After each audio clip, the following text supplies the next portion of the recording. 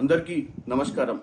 నేను చామల కిరణ్ కుమార్ రెడ్డి, భువనగిరి పార్లమెంట్ నియోజకవర్గ అభ్యర్థిని కాంగ్రెస్ పార్టీ నుంచి.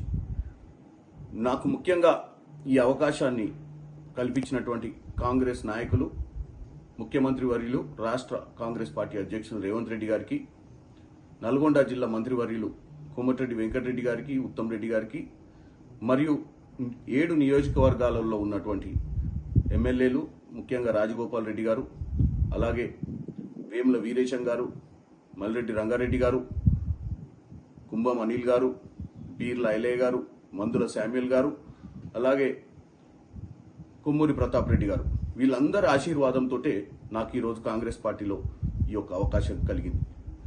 అలాగే రెండో అంశం, నా అభ్యర్థి ఖరారైన తర్వాత చాలా మంది నాకు ఫోన్లు చేయడం జరుగుతుంది. చాలా మంది ఫోన్లు రిసీవ్ చేసుకోలేని